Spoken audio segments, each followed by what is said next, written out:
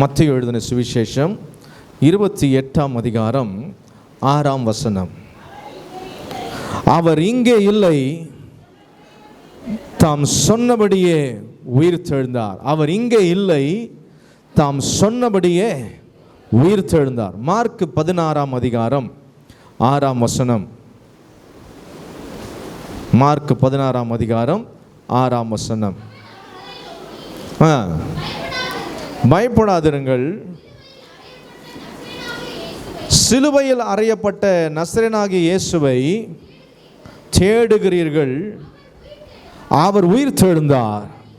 அவர் இங்கே இல்லை, இதோ அவர் வைத்த இடம்.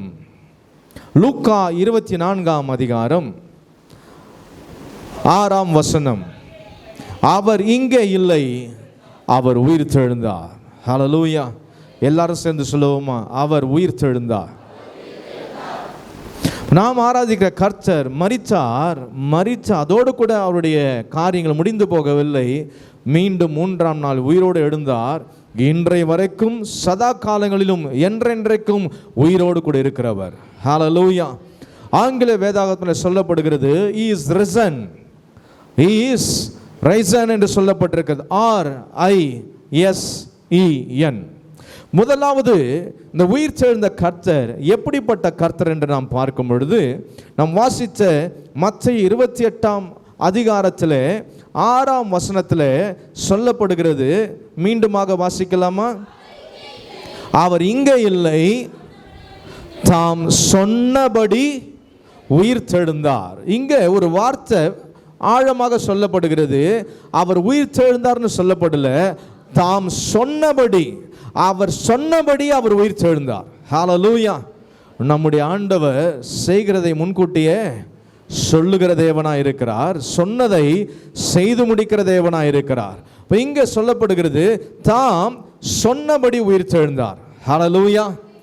அவர் என்ன சொன்னாரோ அதன்படியே கர்த்தர் உயிர்த்தெழுந்தார் என்று சொல்லி நாம் பார்க்கிறோம். இப்போ முதலாவது குறிப்பு என்னவென்றால், அவர் God, the risen God is a God of responsibility. கடமை தவறாத கர்த்தர். ஹல்லேலூயா.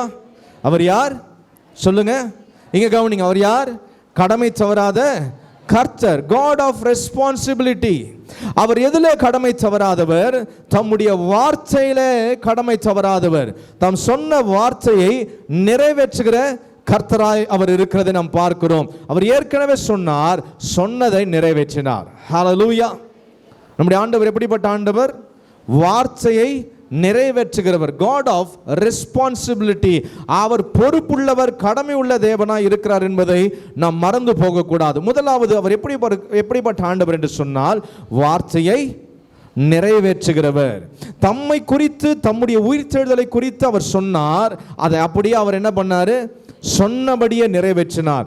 தம்மை குறித்து சொன்னதை அவர் நிறைவேற்றுவார் என்றால், உங்களை குறித்து சொன்னதையும் அவர் நிச்சயம் நிறைவேற்றுவார். ஹல்லேலூயா. உங்களுக்கு அவர் என்னென்ன வாக்கு கொடுத்திருக்கிறாரோ, என்ன வாக்கு பண்ணியிருக்கிறாரோ அதை 100% கர்த்தர் என்ன பண்ணுவார்? நிறைவேற்றுவார். ஸோ இந்த உயிர்த்தெழுதலில் நீங்கள் நானும் அறிந்து கொள்ளக்கூடிய ஒரு முக்கியமான காரியம் என்னவென்றால், என் கர்த்தர் சொன்னதை செய்து முடிக்கிறவர். ஹல்லேலூயா. என் கர்த்தர் கடமையை நிறைவேற்றுகிறவர். முதலாவது தம்முடைய வார்த்தை நிறைவேற்றுகிறவர். ஆகவே உயிர்த்தெழுந்த இயேசு கிறிஸ்துவை நாம் பார்க்கும் பொழுது முதலாவது நாம் புரிந்து கொள்ள வேண்டும், என் ஆண்டவர் அவர் கடமையை நிறைவேற்றுகிறவர். முதலாவது எதை நிறைவேற்றினார்? தம்முடைய வார்த்தையை. அதனால தான் அந்த வசனத்தில் தெளிவாய் சொல்லப்பட்டிருக்கிறது, தாம் சொன்னபடியே உயிர்த்தெழுந்தார். உங்களை பார்த்து கர்த்தருடைய ஊழியர் நான் சொல்றேன், அவர் உங்களுக்கு சொன்னபடியே உங்களை ஆசீர்வதிப்பார். ஹல்லேலூயா. இந்த உயிர்த்தெழுந்த நன்னாளிலே வந்திருக்கிற உங்கள் யாவரையும் கர்த்தர் உயிர்த்தெழுந்த ஆண்டவராக இயேசு கிறிஸ்து உங்களுக்கு என்னெல்லாம் சொன்னாரோ அவர் சொன்னபடியே உங்களை ஆசீர்வதிப்பார். ஹல்லேலூயா. இரண்டாவதாக அவர் எப்படிப்பட்டவர் என்று சொல்லி நாம் பார்க்கும் பொழுது, யோவான் எழுதின சுவிசேஷம் 20ஆம் அதிகாரம் 15-16ஆம் வசனத்தை நாம் வாசிக்கலாம். யோவான் எழுதின சுவிசேஷம் 20ஆம் அதிகாரம் 15-16. இயேசு அவளை பார்த்து, ஸ்திரீயே, ஏன் அழுகிறாய்? யாரை தேடுகிறாய்? சரி, இங்கே நாம் பார்க்கிறோம், மரியாள் அங்கே இயேசு கிறிஸ்துவின் கல்லறைக்கு அவங்க வராங்க. 3ஆம் நாளில் கல்லறையை பார்க்கும்படியாக அவர் வருகிறார்கள். அப்பொழுது இயேசு மரியாளை பார்த்து கேட்கிறார், ஸ்திரீயே ஏன் அழுகிறாய், யாரை தேடுகிறாய்? இன்னொரு காரியத்தை சொல்கிறேன். யோவான் எழுதின சுவிசேஷம் அதே 20ஆம் அதிகாரம் 19வது வசனத்தை வாசிங்க.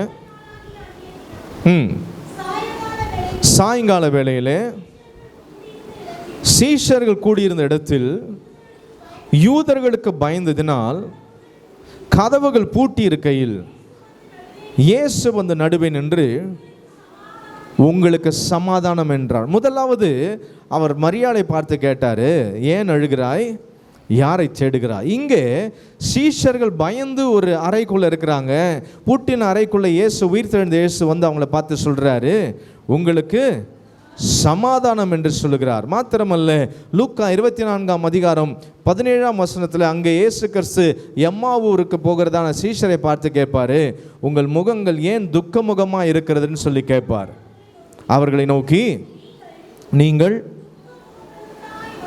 துக்க முகம் உள்ளவர்களாய் வழி நடந்து ஒருவருக்கொருவர் சொல்லிக் கொள்ளுகிற காரியம் என்னவென்று கேட்டார். இந்த 3 சம்பவத்திலும் நாம் பார்க்கக்கூடிய காரியம் என்னன்னா, இந்த இயேசு கிறிஸ்து, கடமை நிறைந்த இயேசு கிறிஸ்து, முதலாவது வார்த்தையில அவர் கடமை உள்ளவராய் நிறைவேற்றுகிறவராய் இருக்கிறார், பொறுப்புள்ளவராக இருக்கிறார். இரண்டாவது விசாரிக்கிறதுல அவர் பொறுப்புள்ளவராக இருக்கிறார். ஹல்லேலூயா. உயிர் தெழுந்த இயேசு வார்த்தையை நிறைவேற்றுகிறவர், உயிர் தெழுந்த இயேசு விசாரிக்கிறவர். ஆமென். அங்கே மரியாள் கல்லறை இடத்துல நிற்கும் பொழுது அங்கே இயேசு அவளை பார்த்து கேட்டார் இல்லையா, ஏன் அழுகிறாய், யாரை தேடுகிறாய்? அவளை விசாரிக்கிறதுக்கு யாருமே இல்லை. அவளுடைய இருதயத்தில் இருக்கிற வேதனை புரிந்து கொள்ள யாரும் இல்லை. ஆனால் இயேசு, உயிர் தேடுந்த இயேசு அவளை பார்த்து தான் முதலாவது கேட்குறாரு, ஸ்திரீயே ஏன் அழுகிறாய்? இன்றைக்கு ஒருவேளை உங்களுடைய உள்ளத்திலும் உங்கள் வாழ்க்கையிலும் நீங்கள் சந்திக்கிற பிரச்சனைகள், கஷ்டத்தின் நிமித்தமாக உள்ளத்திற்குள்ளே நீங்கள் அழுது கொண்டிருக்கலாம். உயிர் தெழுந்த இயேசு உங்களை பார்த்து விசாரிக்கிறார், நீ ஏன் அழுகிற? அதுக்கு என்ன அர்த்தம்னா, அதற்கு பின்பு நடந்த சம்பவத்தை பார்க்கும் பொழுது இயேசு மரியாளுடைய அழுகையை சந்தோஷமாக ஆனந்த கண்ணீராய் மாற்றிவிட்டார். மரியாள் நினைத்தால் இந்த இயேசு மரித்து விட்டார், இனி அவரை பார்க்க முடியாது என்று நினைத்தாள். ஆனால் இயேசு தம் உயிரோடு கூட இருக்கிறதை மரியாளுக்கு வெளிப்படுத்தின பொழுது அந்த துக்கத்தினால் வந்த கண்ணீர் சந்தோஷத்தின் கண்ணீராய் மாற்றப்பட்டது. அதே போல இன்றைக்கு நீங்கள் வந்திருக்கிற யாராக இருந்தாலும் துக்கத்தோடு கூட வந்திருக்கலாம், அல்லது நீங்கள் தனிமையில் அழுது கொண்டிருக்கலாம். உங்கள் கண்ணீர் உங்கள் சூழ்நிலைகளையோ விசாரிக்க ஒருவரும் இல்லாமல் இருக்கலாம். நீங்க நினைக்கலாம், என்னை விசாரிக்க ஒருத்தரும் இல்லையே, நான் தனிமையில கண்ணீர் சிந்துகிறேன்னு. உங்களை பார்த்து இந்த உயிரோடு கூட எழுந்து கர்த்தர் சொல்லுகிறார், நீ ஏன் அழுகிறாய், நான் இருக்கிறேன் உனக்குன்னு கர்த்தர் சொல்றார். அந்த வார்த்தைக்கு அதான் அர்த்தம். நீ ஏன் அழுகிறனா, நான் இருக்கிறேன்ல உனக்கு, நீ ஏன் அழுகிற? ஹல்லேலூயா. நீ யாரை தேடுகிற? உன்னை விசாரிக்கிறதுக்கு, உன்னை கன்சோல் பண்றதுக்கு, உன்னை தைரியப்படுத்துகிறதுக்கு, உனக்கு ஆறுதல் சொல்வதற்கு நீ ஏன் யாரை தேடி கொண்டிருக்கிற? உயிரோடு எழுந்த இயேசு, நான் உன் அருகில் இருக்கிறேன்னு கர்த்தர் சொல்றார். ஹல்லேலூயா. இன்றைக்கு நீங்கள் துக்கத்தோடு கூட பலவிதமான கஷ்டங்களை வெளியே சொல்லாதபடிக்கு உள்ளத்திற்குள்ளே நீங்கள் கண்ணீரோடு கூட பாரத்தோடு கூட வந்திருப்பீர்கள் என்றால், இன்றைக்கு உயிர் தெழுந்த இயேசு, the God of responsibility, அவருக்கென்று ஒரு கடமை இருக்கிறது. ஒன்று என்னவென்றால், அவர் உங்களுக்கு கொடுத்த வார்த்தையை நிறைவேற்றுகிறவர். இரண்டாவது, அவர் உங்களை விசாரிக்காம இருக்கவே மாட்டார். ஹல்லேலூயா. இரண்டாவது நாம் பார்த்தோம் இல்லையா, பூட்டின அறையில் பயந்திருந்தவனுடைய வீட்டுக்குள்ள போய் அங்கே இயேசு சொன்னார், உங்களுக்கு சமாதானம். இன்றைக்கு வந்திருக்கிற உங்களை பார்த்து கர்த்தர் சொல்றாரு, ஒருவேளை சில காரியத்தினால பயந்து வந்திருக்கிறீங்களா, என்ன நடக்குமோ ஏது நடக்குமோ என்று சொல்லி சில காரியத்தினால பயந்து வந்திருக்கிறீங்களா? ஆண்டவராகிய இயேசு கிறிஸ்து உயிர் தெழுந்தவராய் உங்களை பார்த்து சொல்றாரு, உங்களுக்கு சமாதானம். ஹல்லேலூயா. நீங்க பயப்படுற காரியம் உங்களுக்கு நேரிடாதுன்னு கர்த்தர் சொல்றாரு. நீங்க எவ்வளவு பயத்துல நீங்க ஒதுங்கி இருந்தாலும் இயேசு உங்கள் அருகே வருகிறவர்.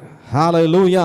நீங்க யாருக்கு பயந்து நீங்கள் ஒளிந்திருந்தாலும் அவர் உங்க பக்கத்துல வந்து நிற்கிற கர்த்தர். ஒருவரும் உங்களை ஒன்றும் செய்ய விட மாட்டார். ஹல்லேலூயா. உங்க பக்கத்துல உங்களை பார்த்து சொல்லுங்க, ஒருவரும் உங்களை ஒன்றும் செய்ய விட மாட்டார்.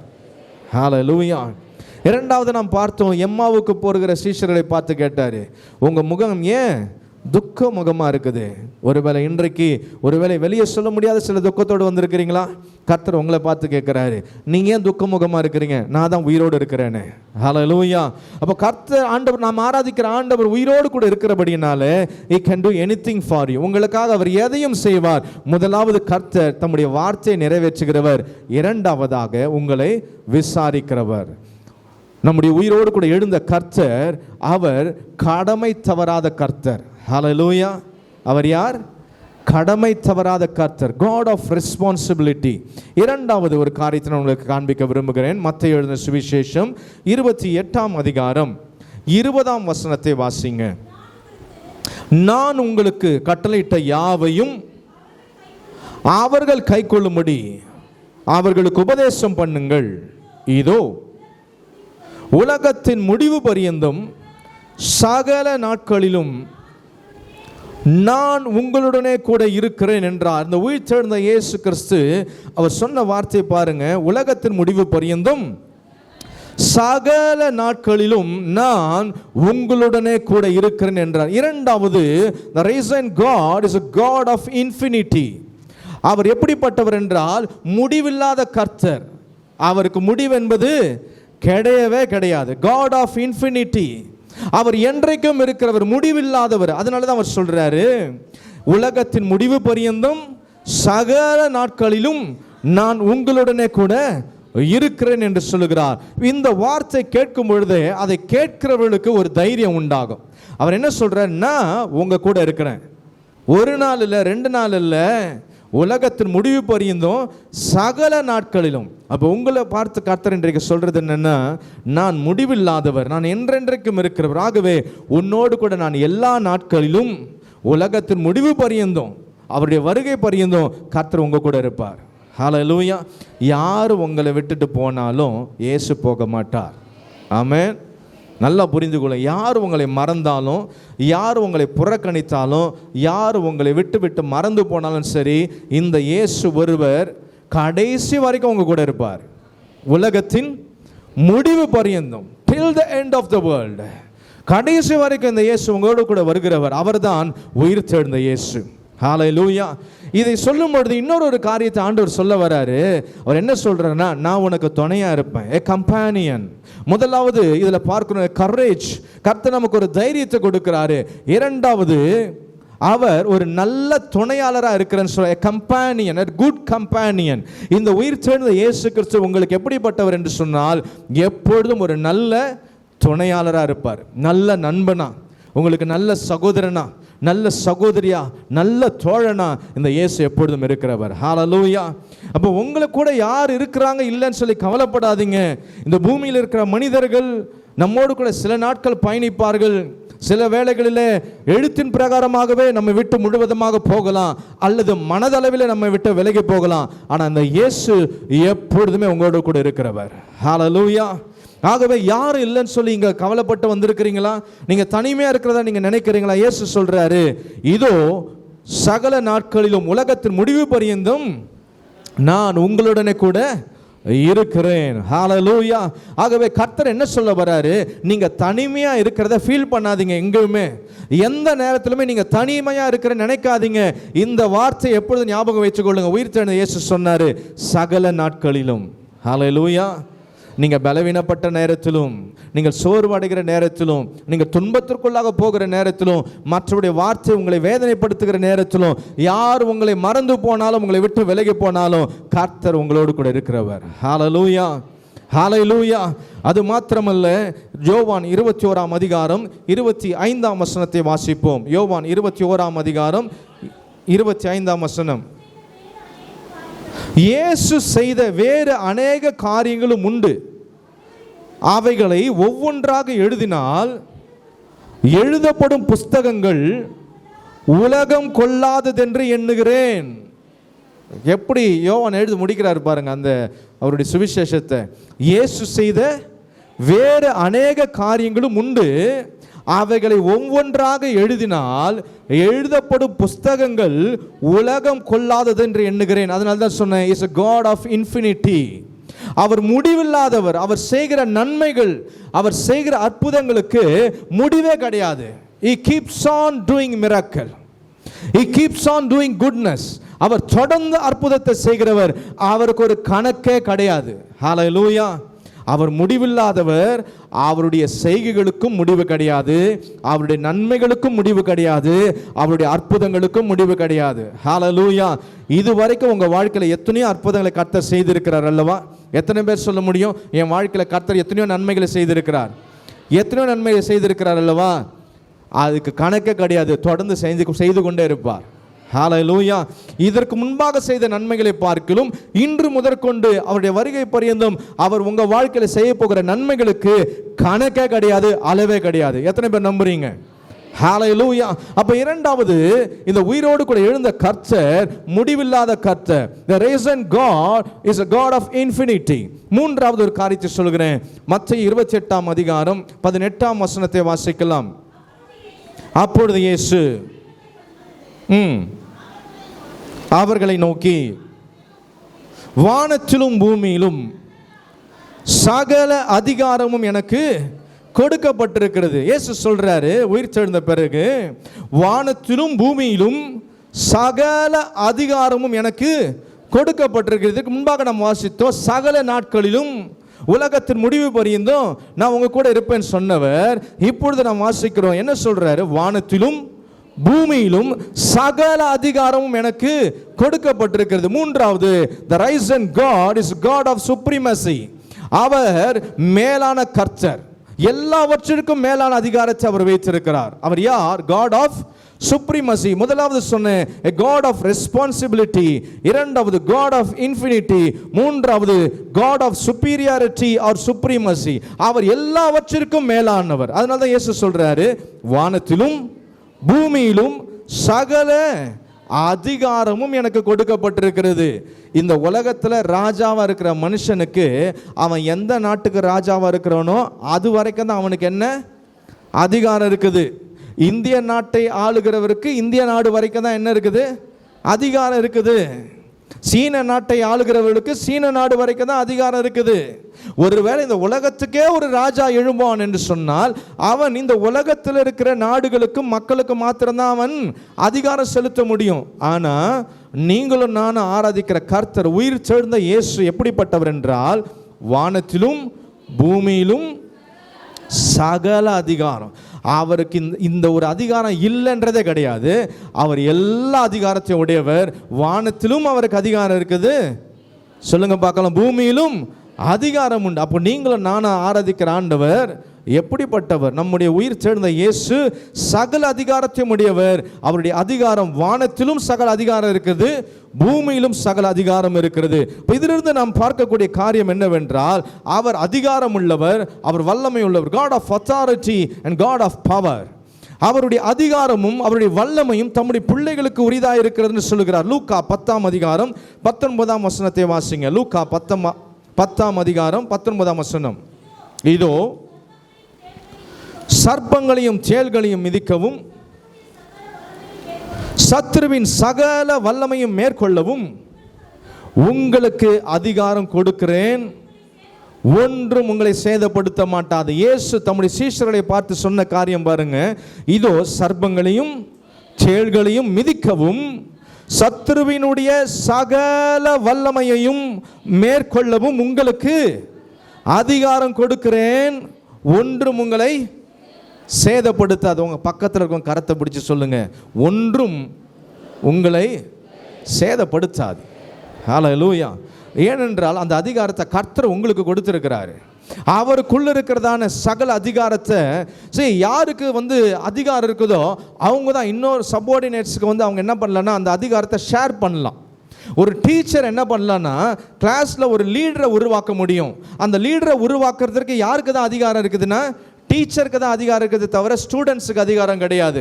ஏனென்றால் அந்த கிளாஸ் ரூம் மொத்தத்துக்கும் அதிகாரம் யாருக்கு இருக்குன்னா டீச்சர் இருக்கு. டீச்சருக்கு அதிகாரம் இருக்கிறதுனால அவங்க தன்னுடைய அதிகாரத்தில் சில அதிகாரத்தை அங்கே இருக்கிற பிள்ளைகளில் சிறந்தவர்களுக்கு அதை கொடுக்க முடியும். அப்படிதான் உலகத்தில் நடக்கிற, நாடுகளில் நடக்கிற எல்லா காரியத்தையும் நம்ம பார்க்கிறோம். அதே போல ஆண்டவராகிய இயேசு கிறிஸ்து உயிரோடு கூட எழுந்த இயேசு கிறிஸ்துவுக்கு வானத்திலும் பூமியிலும் சகல அதிகாரம் கொடுக்கப்பட்டிருக்கிறது. அந்த சகல அதிகாரத்தை வைத்திருக்கிற இயேசு கிறிஸ்து உங்களுக்கு எனக்கும் என்ன அதிகாரத்தை கொடுக்கிறாரு? சர்ப்பங்களையும் சேழ்களையும் மிதிக்கவும், எல்லாம் சேர்ந்து சொல்லுங்க பார்க்கலாம், சத்துருவினுடைய சகல அதிகாரங்களை, மறுபடியும் சொல்லுங்க, சத்துருவினுடைய சகல அதிகாரங்களையும் மேற்கொள்ளும்படியாக அதிகாரம் தந்திருக்கிறார்.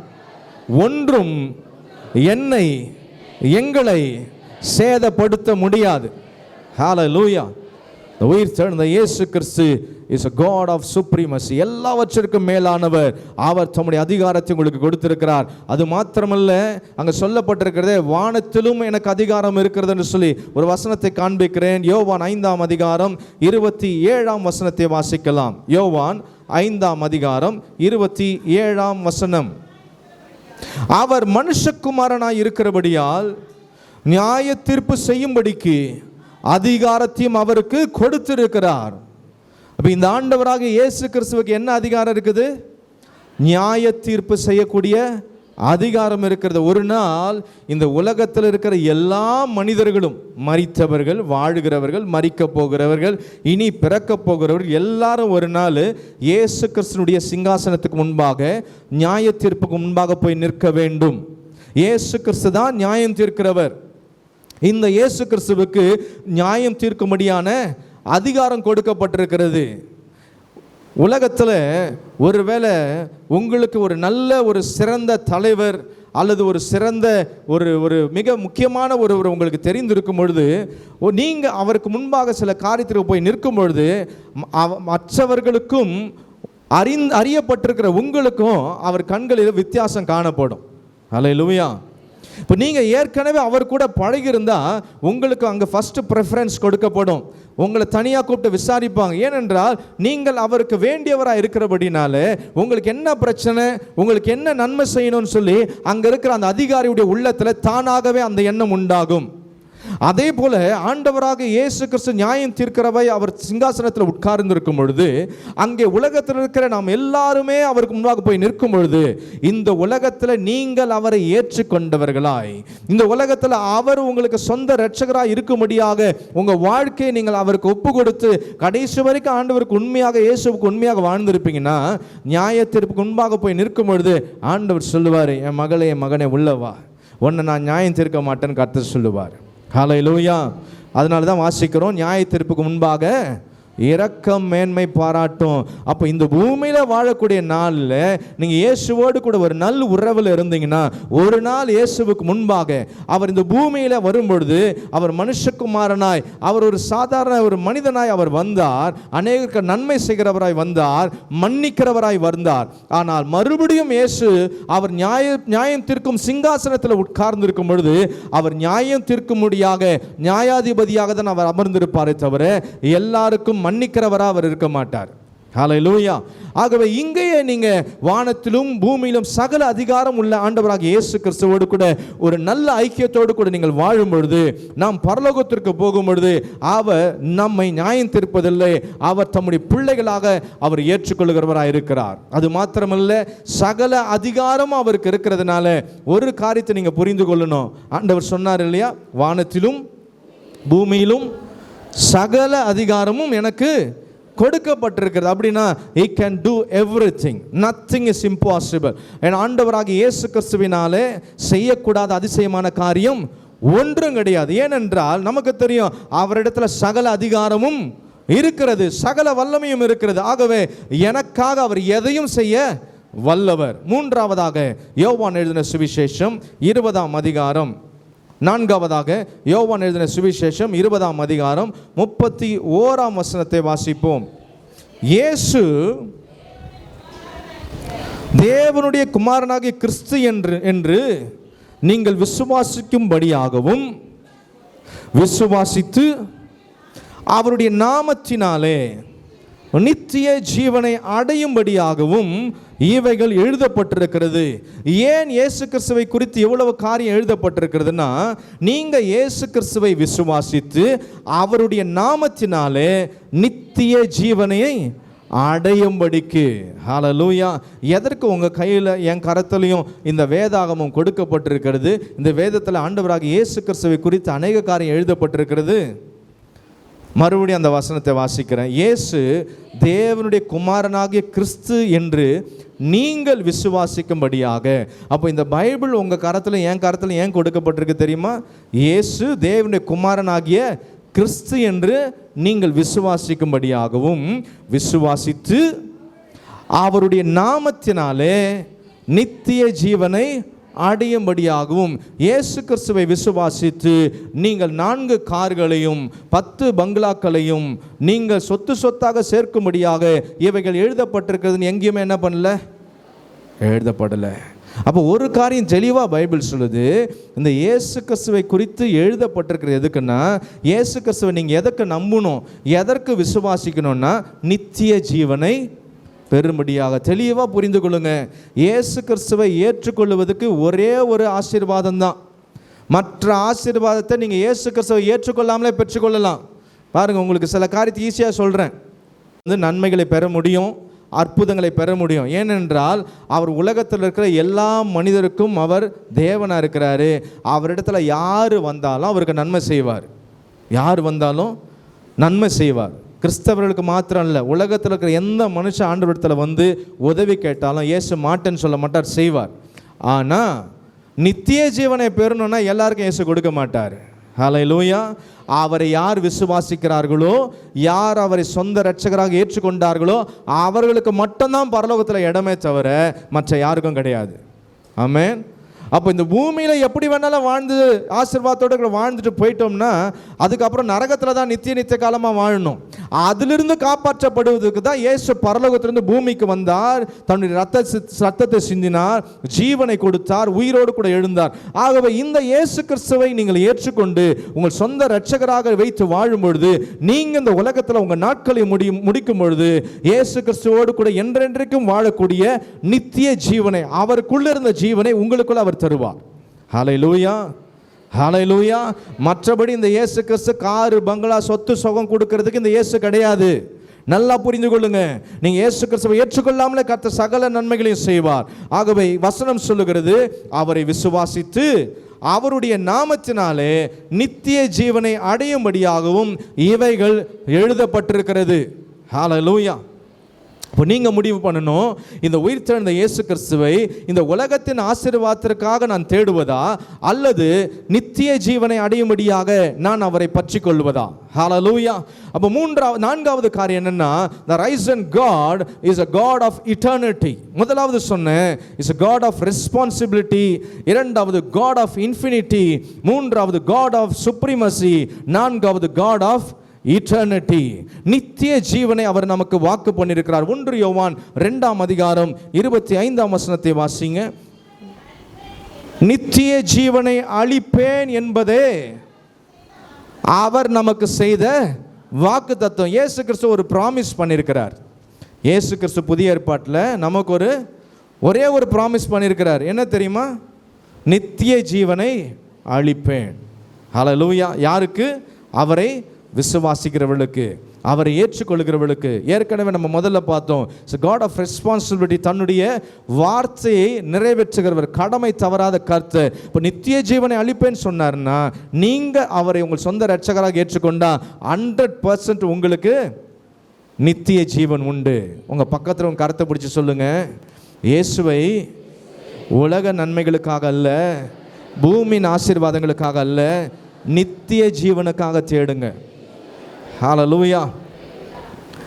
இயேசு ஒரு இடத்துல தம்முடைய சீஷர்களுக்காக அவர் மரிக்கிறதற்கு முன்பாக பிதாவினிடத்தில் ஒரு அழகான ஜெபத்தை செய்வார்.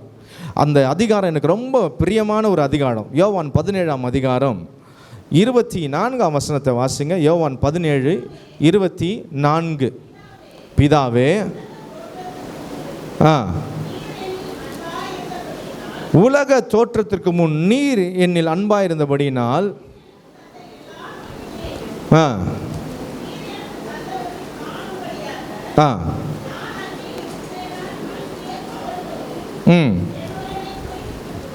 என்ன சொல்றாரு பாருங்க, நான் எங்கே இருக்கிறேனோ அங்கே அவர்களும் என்னோடு கூட இருக்க விரும்புகிறேன். ஏசப்பாவுக்கு ஒரு ஆசை பாருங்க.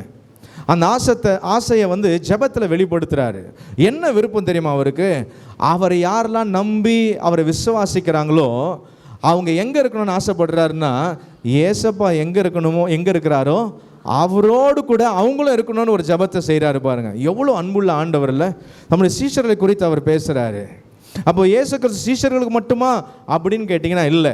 இயேசு கிறிஸ்து உலகத்திலிருந்து பரலோகத்துக்கு போகும்போது சொன்னார், அவருடைய நாமத்தினால் உலகத்தில் இருக்கிற எல்லாருக்கும் சுவிசேஷத்தை அறிவித்து அவங்கள சீஷர்களாக மாற்றுங்கன்றார். அப்போ இங்கே உட்கார்ந்துருக்கிற நீங்களும் நானும் யார் தான்? சீஷர்கள். சீஷர்களை போல நம்முடைய வாழ்க்கை இருக்கணும். விசுவாசிகள் என்பதல்ல, சீஷர்களாக இருந்தீங்கன்னா அவர் எங்கே இருக்கிறாரோ அங்கே இருக்கும்படியாக உங்களுக்கு இடம் கொடுப்பார். அழகாக இருக்கு அந்த வசனம் பாருங்க. நான் எங்கே இருக்கிறேனோ அங்கே அவர்களும் என்னுடனே கூட இருக்க விரும்புகிறேன். இதுதான் நித்திய வாழ்க்கை, நித்திய ஜீவன். கடைசியாக ஒரு காரியத்தை நான் சொல்லி முடிக்க விரும்புகிறேன். யோவான் 21 அதிகாரம், யோவான் 21 அதிகாரம் 5ஆம் வசனத்தை வாசிங்க. பிள்ளைகளே, புசிக்கிறதற்கு ஏதாகிலும் உங்களிடத்தில் உண்டா என்றார். அதற்கு அவர்கள் ஒன்றுமில்லை என்றார்கள். 9ஆம் வசனத்தில் பார்க்கும்பொழுது, அவர்கள் கரையில் இறங்கின பொழுது கரி நெருப்பு போட்டிருக்கிறதையும் அதன் மேல் மீன் வைத்திருக்கிறதையும் அப்பத்தையும் கண்டார்கள். தொடர்ந்து வாசிக்கும் பொழுது, இயேசு அவர்களை நோக்கி, நீங்கள் இப்பொழுது பிடித்த மீன்களில் சிலவற்றை கொண்டு வாருங்கள் என்றார். சீமோன் பேதுரு படவில் ஏறி 153 பெரிய மீன்களால் நிறைந்த வலையை கரையில் இழுத்தான். இத்தனை மீன்கள் இருந்தும் வலை கிழியவில்லை. இயேசு அவர்களை நோக்கி, வாருங்கள் போஜனம் பண்ணுங்கள் என்றார். அவரை கர்த்தர் என்ற சீஷர்கள் அறிந்தபடியினால் அவர்களில் ஒருவனும் நீர் யார் என்று கேட்க துணியவில்லை. அப்பொழுது இயேசு அப்பத்தையும் மீனையும் எடுத்து அவர்களுக்கு கொடுத்தார். இது இயேசு கிறிஸ்து உயிர் தெழுந்த பிறகு தம்முடைய சீஷர்களுக்கு, அதாவது அவர் உயிர் தெழுந்த பிறகு கொடுக்கக்கூடிய 3வது தரிசனம். என்ன சம்பவம்? வேதத்தை படித்தவர்களுக்கு தெரியும். இயேசு கிறிஸ்து மரித்து உயிர் தெழுந்த பிறகு இந்த சீஷர்களில் பிரதானமாக இருந்த சீஷனாகிய பேதுரு என்ன பண்ணிட்டாருன்னா, திடீர்னு பழைய ஞாபகம் வந்துருச்சு அவருக்கு. என்ன ஞாபகம் வந்துருச்சு? பழைய ஞாபகம். அவர் முதல்ல யாராக இருந்தார்? மீன் பிடிக்கிறவராக இருந்தார். இயேசு கிறிஸ்து முதல்ல அவர் சந்தித்த பொழுது அவரை பார்த்து என்ன சொன்னார்? என் பின்னே வா, நான் உன்னை மனுஷர்களை பிடிக்கிறவளாக மாற்றுவேன், நீ மற்றவர்களை என்னிடத்தில் கொண்டு வருகிறவளாய் மாற்றுவேன் கர்த்தர் சொன்னார். அதற்கு பின்பு 3.5 ஆண்டுகள் இயேசு கிறிஸ்துவோடு கூட அவர் ஊழியத்தை செய்தார். இயேசு கிறிஸ்துவுக்காக வைராக்கியமாக இருந்தார். ஆனால் இயேசு கிறிஸ்து மரித்து உயிர் தெழுந்த பிறகு அவர் இயேசு கிறிஸ்து தன்னோடு கூட இல்லாததை கொஞ்ச நேரம் அதை உணர்ந்தபடியினால இவருக்கு மறுபடியும் பழைய ஞாபகம், பின்மாற்றமான ஜீவியத்திற்குள் போகிறதான காரியத்தை இது உணர்த்துகிறது. வாசிங்களா, அதே 21ஆம் அதிகாரம் 3ஆம் வசனத்தில், சீமோன் பேதுரு மற்றவர்களை நோக்கி, மீன் பிடிக்க போகிறேன் என்றான். அதற்கு அவர்கள், நாங்களும் உம்முடனே கூட வருகிறோம் என்றார்கள். அவர்கள் புறப்பட்டு போய் உடனே படவில் ஏறினார்கள். அந்த ராத்திரியிலே அவர்கள் ஒன்றும் பிடிக்கவில்லை. இவங்க யார் தெரியுமா? இயேசு கிறிஸ்துவுடைய சீஷர்கள். ஒரு ஆள் பின்மாறி போனால் அவனோடு போவாது பிரச்சனை, அவன் கூட 10 இழுத்துக்கிட்டு போவான் பின்னாடி. இதுதான் பிரச்சனை. பேதுரு மட்டும் போயிருக்கலாம்ல, அவன் பின்மாறி போனால் அவர் மட்டும் மீனை போய் பிடிக்க வேண்டியதானே, தூண்டில் தான் எடுத்துக்கிட்டு. இவர் எல்லாருக்கிட்டையும் சொல்கிறார், நான் மீன் பிடிக்க போகிறேன். மற்றவங்கெல்லாம் இதுக்கு தான் வெயிட் பண்ணிட்டு இருந்தாங்க. அப்படியா, எங்களுக்கு யாராவது ஒருத்தர் இந்த மாதிரி சொல்லுவாங்க தானே காத்துக்கிட்டு இருந்தேன், நானும் உம்மோடு கூட வருகிறோம் சொல்லிட்டு உடனே போய் ஏறினாங்கன்னா பாருங்களேன், அவ்வளோ வேகம். நல்லா புரிந்து கொள்ளுங்க, நீங்கள் பழகக்கூடிய ஆட்கள் பின்மாற்ற வாழ்க்கையில் இருக்கிறவங்க கூட பழகுனீங்கன்னா உங்கள் வாழ்க்கையும் போச்சு. நல்லா புரிந்து கொள்ளுங்க. ஒருத்தன் கெட்டு போனான்னா அவன் நிமித்தம் பல பேர் கெட்டு போவாங்க. அது சபையானாலும் சரி. நான் உங்களுக்கு எச்சரிப்பாக சொல்கிறேன். உங்களுக்கு தெரியும் நீங்கள் யார் கூட பழகுறீங்க, யார் கூட ஐக்கியமாக இருக்கிறீங்கன்னு. அவங்க வாழ்க்கை கர்த்தருக்கு பிரியமில்லாத வாழ்க்கையாக இருந்து பின்மாற்ற ஜீவத்தில் இருக்கிற வாழ்க்கையோடு கூட இருக்கிறவங்களிடத்தில் உங்களுக்கு ஐக்கியமும் நட்பும் இருக்கும் என்றால் சீக்கிரத்தில் நீங்களும் பின்மாற்ற ஜீவத்திற்குள்ளே போவீங்க. அதுதான் இங்கே நடந்தது. இயேசு உயிர் தெழுந்த பிறகு ஆண்டவருடைய அற்புதத்தை பெற்றவங்க, நன்மையை பெற்றவங்க, இயேசுவோடு கூட நடந்தவங்க தான் இப்பொழுது மீன் பிடிக்க பழையபடிக்கு போயிட்டாங்க. எனக்கு அன்பான கர்த்தருடைய பிள்ளைகளே, இன்றைக்கு வந்திருக்கிற உங்கள் வாழ்க்கையில் நீங்கள் இயேசு கிறிஸ்துவை ஏற்றுக்கொண்ட நாளில் இருந்த அந்த அனுபவம் இன்றைக்கி இருக்குதா? இல்லை கர்த்தரை விட்டு தூரமாக வாழக்கூடிய வாழ்க்கையில் இருக்கிறீங்களான்னு உங்களை யோசித்து பாருங்கள். கர்த்தருக்கு பிரியமில்லாத காரியத்தில் உங்கள் வாழ்க்கையில் இடம் கொடுத்தீங்கன்னா நீங்கள் கர்த்தரை விட்டு தூரமாக இருக்கிறீங்கன்னு அர்த்தம். நீங்கள் கர்த்தரை விட்டு தூரமாக போனீங்கன்னா உங்கள் வாழ்க்கையில் ஒரு ஆசீர்வாதத்தையும் பார்க்க மாட்டீங்க. தெளிவாய் வசனம் சொல்லுகிறது. என்ன நடந்தது? அந்த ராத்திரியிலே அவர்கள் ஒன்றும் பிடிக்கவில்லை. 3ஆம் வசனத்தின் கடைசி பகுதி, யோவான் 21ஆம் அதிகாரம் 3ஆம் வசனத்தின் கடைசி பகுதி. அன்று ராத்திரியிலே அவர் எப்படி பிடிப்பாங்க? அவங்க தான் இயேசுவை விட்டு பின்வாங்கி போயிட்டாங்களே. நல்லா புரிந்து கொள்ளுங்க. இயேசு கிறிஸ்துவை அழைத்த அழைப்பிலிருந்து நீங்கள் அந்த ரட்சிப்பின் வாழ்க்கையிலிருந்து பின்வாங்கி போனீங்கன்னா உங்களுக்கு எதுவும் கிடைக்காது. உள்ளதும் இழந்து போயிடுவீங்க. வெறுமையான படகும் வெறுமையான வலையும் மாத்திரம்தான் உங்கள் கையில் மிஞ்சி நிற்கும். இதை உங்களுக்கு எச்சரிப்பாக சொல்கிறேன். கர்த்தர் உங்களை ஆசீர்வதிக்கணும்னு நினைக்கிறவர். நீங்கள் அவரோடு கூட இருந்தீங்கன்னா மாத்திரம்தான் உங்கள் வாழ்க்கையில் நிறைவான ஆசீர்வாதத்தை பார்ப்பீங்க. இல்லைன்னா உங்கள் வாழ்க்கை, உங்கள் சம்பாத்தியம், உங்கள் வருமானம் ஒன்றுமே இல்லாமல் போயிடும். வாழ்க்கையில் சமாதானமே இருக்காது. எல்லாத்தையும் இழந்துருவீங்க. சீஷர்களாக இருந்தும் அவர்கள் ஒன்றும் பிடிக்கவில்லை. ஹல்லேலூயா. நல்லா புரிந்து கொள்ளுங்க. இன்றைக்கு உங்களை சீர்தூக்கி பாருங்க. இந்த உயிர் தெழுந்த இயேசு கிறிஸ்து யார் என்று சொன்னால், கடைசி நான் சொல்கிறேன், இவர்களை பார்க்கும்பொழுது இவங்க ஒன்றுமே பிடிக்கல, பின்மாறி போனாங்க. ஆனால் இயேசு இவங்களை தேடி தான் போனார். ஹல்லேலூயா. இவங்களை தேடி போனார். அவங்க இயேசுவை விட்டு எங்கே போயிட்டாங்க. ஆனால் உயிர் தெழுந்த இயேசு கிறிஸ்து இவங்க பின்பாக போகிறாரு. போய் என்னன்னு கூப்பிடுறாரு? பிள்ளைகளே. எப்படிப்பட்ட ஒரு அன்பு பாருங்க. பின்மாற்ற ஜீவியத்தில் போனால் நம்ம வீட்டில் சில பிள்ளைங்க நமக்கு கீழ்ப்படியலைன்னா நம்ம என்ன சொல்லுவோம்? ஒன்னெல்லாம் என் பிள்ளைன்னு சொல்கிறதுக்கே எனக்கு முடிச்சிருங்களேன் ரொம்ப சந்தோஷமாக இருக்குது இல்லையா? பெருமைப்படுறேன். ஒன்னெல்லாம் நீலாம் கிடைக்கிறதுக்கு நான் ஒரு பாக்கியம் பண்ணியிருக்கணும். பாரு, நான் என்ன சொன்னாலும் கீழ்ப்படியவே மாட்டேன். ஒன்றை போல தான் இருக்கணும். ஒன்றை மாதிரி இன்னும் 10 இருந்ததுன்னா இன்னும் நல்லா இருந்திருக்கும். அப்படியா சொல்லுவோம்? ஒன்னெல்லாம் என் பிள்ளைன்னு சொல்கிறதுக்கு ஐயோ, உன் மூஞ்சிலே முடிக்க. ஒரு சம்பவம் தெரியும்ல உங்களுக்கு. நான் இதை அடிக்கடி இந்த சிறு பிள்ளைகளுடைய பிறந்த நாளில் பேசுவேன். அந்த வார்த்தையை சொல்லுவேன். சவுல் தாவீது கோலியாத்துக்கு நேராக போரிட வந்திருக்கும் பொழுது சவுல் கூப்பிட்டு கேட்பார் அங்கே இருக்கிற தளபதியை, இந்த பிள்ளையாண்டான் யாருடைய மகன்? இந்த பிள்ளையாண்டான் இவன் யாருன்னு கேட்க மாட்டார். வந்திருக்கிறானே இவன் யாருன்னு சவுல் கேட்க மாட்டார். இந்த பிள்ளையாண்டான் யாருடைய மகன்? அது அங்கே யார் வந்து நிற்கிறான்னா, ஒரு நல்ல காரியமாக இருந்தாலும் ஒரு தவறான காரியமாக இருந்தாலும் ஒருத்தங்க செய்யும் பொழுது அங்கே யாருக்கு பெருமை, அங்கே யாருக்கு அவமானம் தெரியுமா? அந்த பிள்ளைய பெற்றவங்களுக்கு. அந்த பிள்ளைய பெற்றெடுத்த தாய்க்கும் தகப்பனுக்கும் தான் அங்கே பெருமை, அப்படி இல்லைன்னா அவமானம். இந்த பிள்ளையாண்டான் யாருடைய மகன்? அங்கே தாவீதுக்குடைய தகப்பனுக்கு பெரிய ஒரு பெருமை சேர்ந்தது. அங்கே இஸ்ரவேல் ஜனங்களே எல்லா இராணுவங்களே பயந்து நடுங்கி ஒளிஞ்சிட்டு இருக்கு. தாவீது சொல்கிறார், நான் போய் போரிடுறேன், அவனை நான் வீழ்த்துறேன். இப்போ சவுல் கேட்குற, ராஜா கேட்குற, யாருடைய மகன் இவன்? அப்போ சொல்லியிருப்பாங்க, ஈசாயுடைய மகன். ஈசாயுடைய மகனா இவன் இல்லையா? யோசிச்சு பாருங்க. உங்களை குறித்து இந்த உலகம் விசாரிக்கும் பொழுது உங்கள் தாய் தகப்பனுக்கு நல்ல பேரை வாங்கி கொடுக்குற வாழ்க்கை வாழ்ந்துருங்க. ஹல்லேலூயா. இங்கே வாலிபருங்க இருக்கிறீங்க, உங்களை குறித்து கேட்கும் பொழுது நாளைக்கு போலீஸ்காரன் கூப்பிட்டு கேட்கக்கூடாது, இவனுடைய அப்பா யார், அவனை வர சொல்லு அப்படின்னு கேட்டானா அதை விட கேவலமான ஒரு வாழ்க்கை வேறு ஒன்றும் கிடையாது. Be careful. நீங்கள் வாழக்கூடிய வாழ்க்கை கர்த்தருக்கு பிரியமாக இருந்தால் உங்கள் பெற்றோருக்கு பெருமை. நீங்கள் வாழக்கூடிய வாழ்க்கை கர்த்தருக்கு பிரியமில்லாத பின்மாற்றமான வாழ்க்கையாக போச்சுன்னா உங்கள் பெற்றோருக்கு, குடும்பத்துக்கு அவமானம். So be careful. ஒருவேளை இந்த வார்த்தை எச்சரிப்பாய் வரலாம், தீர்க்க தரிசனமான வார்த்தையாக வரலாம். ஒருவேளை இந்த வார்த்தை ஆவியானவர் யாருடைய இருதயத்தில் ஈட்டியாக பாய செய்கிறாரோ அவர்கள் உங்களை நீங்கள் நிதானித்து உங்கள் வாழ்க்கையை மாற்றி அமைத்துக் கொள்வீர்கள் என்றால் பிள்ளைகளே என்று கூப்பிட்டு அந்த ஸ்தானத்தில் கர்த்தர் மறுபடியும் கொண்டு வந்து வச்சிருவார். ஹல்லேலூயா. இப்படி பின்மாறி போனவங்க கிட்ட தான் ஆண்டவர் வந்து, பிள்ளைகளே சாப்பிட்றதுக்கு ஏதாவது இருக்குதான்னு கேட்குறார். இவருக்கு தெரியும், இவரை விட்டு விலகி பழைய நிலைமைக்கு போயிட்டான். இவன் ராத்திரி முழுவதும் வலைய போட்டான், ஒன்றும் கிடைக்கலன்னு ஏசப்பாவுக்கு தெரியும். அதை அவனுக்கு உணர்த்துறதுக்கு தான் கேட்குறாரு, சாப்பிட ஏதாவது இருக்குதாப்பான்னு கேட்குறாரு. யாரோ ஒருவர் போல் வந்து கேட்குறாரு. அவங்க சொல்கிறாங்க, ஒன்றுமே இல்லை. அந்த நிலைக்கு உங்கள் வாழ்க்கை போயிடக்கூடாது. ஒன்றுமே இல்லைன்னு சொல்கிற லெவலுக்கு வாழ்க்கையில் நெவர். எடுத்து கொடுக்குற அளவில் உங்கள் வாழ்க்கையில் சந்தோஷம் இருக்கணும், சமாதானம் இருக்கணும், பொருளாதாரம் இருக்கணும். ஹல்லேலூயா. அப்போ இயேசு கிறிஸ்து அவங்களை அப்படியே விட்டுட்டாரா? மறுபடியும் கொண்டு போய் வலையை போட சொல்கிறாரு. வலை கிழியத்தக்க மீன்களை பிடிச்சிட்டு வராங்க. கரையில் வரும்பொழுது என்ன தெரியுமா, ஏற்கனவே அங்கே கரி நெருப்பு தழல் போடப்பட்டிருக்கிறது. இப்போ தான் சீஷருங்க கடல்ல இருந்து கரைக்கு வராங்க. கரையில் வர்றதுக்கு முன்பாக ஏற்கனவே அவங்களுக்காக அங்கே ஒரு அடுப்பு தயாராக இருக்கிறது. இப்போ இயேசு சொல்றாரு, சில மீன்களை கொண்டு வாங்கன்னு சொல்றாரு. இதெல்லாம் விளக்க எனக்கு டைம் இல்லை, அதிகமாயிருச்சு. இப்போ இயேசு சொல்றாரு, மீன்களை கொண்டு வாங்க சாப்பிடலான்னு சொல்லும் பொழுது பேதுரு ஏறி வலையை இழுக்கிறாரு. 153 பெரிய மீன்கள். அது மட்டுமே எத்தனை இருக்குது?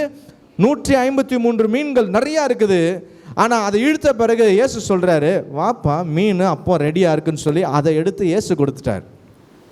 அப்போ ஏற்கனவே பின்மாறி போயிருந்தாலும் அவர்களுக்கான ஒரு நல்ல வாய்ப்பை அவங்க செய்த தவறை உணர்ந்து மனம் கசந்து அழுது மறுபடியும் தங்களை மாற்றிக்கொள்வதற்காக ஒன்றுமே இல்லாதவங்களுக்கு அற்புதத்தை பார்க்க செய்தார். அவங்க பசியாக இருக்கிறாங்க, டயர்டாக இருக்கிறாங்கிறதுக்காக இயேசுவே சமைத்த உணவு அங்கே இருக்குது. ஹல்லேலூயா. அவர் தானே சொல்கிறாரு, வந்து சாப்பிடுங்கன்னு சொல்லி அந்த மீனையும் அப்பத்தையும் எடுத்து அவங்களுக்கு கொடுக்கறத பார்க்குறோம். எனக்கு அன்பான தேவனுடைய பிள்ளைகளே, இது எதை காட்டுகிறது என்று சொன்னால், God of nobility. The risen God is a God of nobility. அவருடைய பெருந்தன்மையை காட்டுகிறது. முதலாவது நாம் பார்த்தோம், கடமை தவறாத கர்த்தர், காட் ஆஃப் ரெஸ்பான்சிபிலிட்டி. இரண்டாவது முடிவில்லாத கர்த்தர், காட் ஆஃப் இன்ஃபினிட்டி. மூன்றாவது மேலான கர்த்தர், இந்த உயிர் தெழுந்த கர்த்தர் மேலான கர்த்தர், காட் ஆஃப் சுப்ரீமசி. நான்காவது நித்தியத்தின் அல்லது நிரந்தரமான கர்த்தர், காட் ஆஃப் இட்டர்னிட்டி. ஐந்தாவது பெருந்தன்மையின் கர்த்தர், God of nobility. RISEN, R for God of responsibility, I for God of infinity. சொல்லுங்க, God of infinity. மூன்றாவது S for God of supremacy, E God of eternity. கடைசியாக God of nobility. அவங்க எப்படி பண்ணாலும் அவங்கள வந்து ஒதுக்கி தள்ளல, அவங்கள தேடி தேடி போய் அவங்களுக்கு நன்மை செய்தார். அநேக காரியம் உண்டு. இதில் முக்கியமான காரியத்தை நான் சுருக்கமாக சொல்லி நான் முடிக்க விரும்புகிறேன். உயிர் தெழுந்த இயேசு கிறிஸ்துவை அநேகர் பார்க்க முடியல, தெரியுமா? முதலாவது நான் சம்பவம் உங்களுக்கு தெரிஞ்சதுனால சொல்லிடுறேன். வீட்டில் போய் அந்த சுவிசேஷங்களை வாசித்து பாருங்கள், கடைசி அதிகாரத்தை. மரியாள் கல்லறின் இடத்துக்கு வந்தா, இயேசுவை தேடி வரல. கல்லறின் இடத்துல இயேசுவின் மரித்த சரீரத்திற்கு கந்தவருக்கு இடும்படியாக வந்தாங்க. இயேசு கிறிஸ்து நின்று கேட்குறாரு, ஸ்திரீயே ஏன் அழுகிறாய், யாரை தேடுகிறாய்ன்னு கேட்கும்பொழுது மரியாள் அவரை யாருன்னு தெரியுமா நினச்சாங்க? தோட்டக்காரர்னு நினச்சாங்க. இயேசுவை மரியாளால் பார்க்க முடியல. She cannot see the risen God. உயிர்த்தெழுந்த இயேசுவை மரியாளுடைய கண்கள் பார்க்க முடியல. அதற்கு பின்பு இயேசு தன்னை மரியாளுக்கு வெளிப்படுத்துறாரு. மரியாளே என்று கூப்பிட்ட பிறகு ரபூனி, போதகரே என்று மரியாள் அப்போதான் அவர் தெரிஞ்சுக்குவாங்க. மரியாள் அவங்கள பார்க்க முடியல. காரணம் என்ன தெரியுமா? கல்லறையை பார்த்தபடினாலே உயிர் தெழுந்த கர்த்தரை பார்க்க முடியல. உங்கள் வாழ்க்கையில் கவலைகளுக்கே முக்கியத்துவம் கொடுத்தீங்கன்னா உயிர் தெழுந்த இயேசுவை நீங்கள் பார்க்க முடியாது. இரண்டாவது, எம்மா ஊருக்கு போகிற சீஷர்களோடு கூட இயேசு கூட சென்று கேட்டார், ஏன்பா ஏதோ பேசிக்கிட்டே போகிறீங்க, உங்கள் முகம்லாம் ரொம்ப துக்கமாக இருக்குது, என்ன நடந்ததுன்னு சொல்லி யாரோ போல கேட்குறாரு. அவங்க நினச்சாங்க இவர் அப்புறம் போகிறவர், ஒரு வழிபோக்கர் என்று சொல்லி சீஷர்களை நினைக்கிறாங்க. உயிர் தெழுந்த இயேசுவை அவங்க கண்களினால பார்க்க முடியல. எப்போ தெரியுமா இயேசுவை பார்த்தாங்க? இயேசு அவங்க வீட்டுக்கு போய் அப்பத்தை ஆசீர்வதித்து பிட்டு அவங்க கரத்தில் கொடுத்தும் பொழுது இயேசுவை பார்த்தார்கள். இயேசு மறைந்து போனார். இரண்டாவது காரியம் எதை தெரியுமா காண்பிக்கிறது? அவங்களிடத்துல இயேசு சொல்லுவார், சொல்லப்பட்ட தீர்க்க தரிசன வார்த்தைகளை விசுவாசிக்கிறதுக்கு விசுவாசம் இல்லாத மந்த இருதயம் உள்ளவர்களேன்னு சொல்லி ஆண்டவர் பேசுவார். நீங்க பைபிள் இருக்கிற வசனத்தை, வேதத்தை நீங்க தியானிக்கல, வாசிக்கல, வேதத்தோடு கூட உங்களுக்கு ஒரு கனெக்ஷன், உறவு இல்லைன்னா நீங்க உயிர் தெழுந்த இயேசுவையும் அவருடைய ஆசீர்வாதத்தையும் பெற முடியாது. மூன்றாவதாக, பின்மாறி போனதான இந்த மீனை பிடிக்க போனாங்க பாருங்க, படகுல ஏறி, அவங்களும் இயேசுவை என்ன பண்ண முடியல. இயேசு கிறிஸ்து வந்து கூப்பிடுறாரு, பிள்ளைகளை சாப்பிட ஏதாவது இருக்குதான்னு கேட்டால் அவங்களுக்கு எதுவுமே இயேசுன்னு அவங்களுக்கு தெரியல. எப்போ இயேசுவை அவங்க பார்த்தாங்கன்னா இயேசு அந்த அப்பத்தையும் மீனையும் எடுத்து அவங்க கரத்தில் கொடுத்தோன்னு இயேசு என்று அவர்கள் அறிந்து கொண்டார்கள். நான்காவதாக, ஒரு மனுஷன் இயேசு அந்த பூட்டின வீட்டில் பிரவேசித்த பொழுது அங்கே சீஷர்களாக இருந்தாங்க. ஒரு சீஷன் அங்கே இல்லை. அவர் பேர் என்ன? தோமா இல்லை, இயேசு கிறிஸ்து மற்ற சீஷர்கள் தன்னை வெளிப்படுத்தினார். யார் அந்த இடத்துல இல்லையோ அவன் தான் சொன்னான், நான் இயேசு கிறிஸ்துனுடைய காயத்தில் என் கைகளை விட்டு பார்த்தால் ஒழிய அவரை நம்ப மாட்டேன்னு.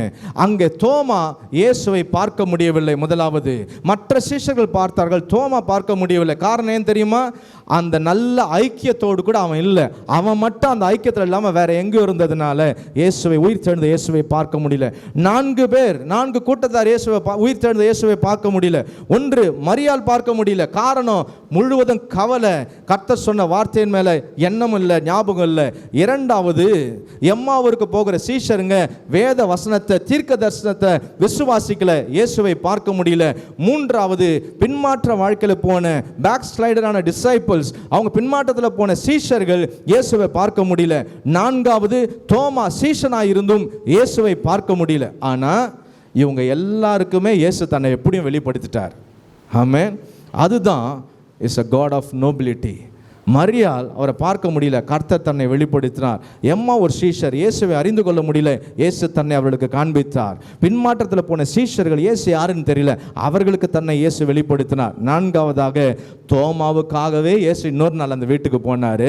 தோமாவே வா, என் கரங்களிலும் என் விழாவிலும் உன் கையை விட்டு பாரு, நான் உயிர் தெழுந்த இயேசு என்று சொல்லி அவனுக்கு தன்னை வெளிப்படுத்தினார். இதுதான் அன்புள்ள ஆண்டவர். நீங்களும் நான் இருந்தால் என்ன பண்ணியிருப்போம்? என்னை நம்பல, என்னை விசாரிக்கல, என்னை விசுவாசிக்கல, பின்மாற்றத்தில் போனாங்க, வேண்டான்னு சொல்லி தள்ளி விட்டுருவோம். ஆனால் இயேசு அப்படி இல்லை, பெருந்தன்மை உள்ள தேவன். அவர் பெருந்தன்மை உள்ள தேவனாக இருக்கிறதுனால தான் இன்றைக்கி நீங்களும் நானும் கர்த்தருக்குள்ளாக இன்னும் வாழ்ந்துக்கிட்டு இருக்கோம். இல்லைனா என்னைக்கோ தள்ளி விட்டுருப்பார் எல்லாரையும். ஹல்லேலூயா. ஆகவே இதை நாம் சாதகமாக எடுத்துக்கொள்ளக்கூடாது. இதை நாம் கர்த்தருக்காக வைராக்கமாய் வாழ்வதற்கு, நம்முடைய வாழ்க்கையை சீர்படுத்துவதற்கு நாம் இதை பயன்படுத்திக் கொள்ள வேண்டும். ஆகவே இந்த உயிர் தெழுந்த இயேசு கிறிஸ்துவின் இத்தனை ஆசீர்வாதமும் நன்மைகளும் உங்களுக்கும் உங்கள் குடும்பத்துக்கும் உண்டாவதாக.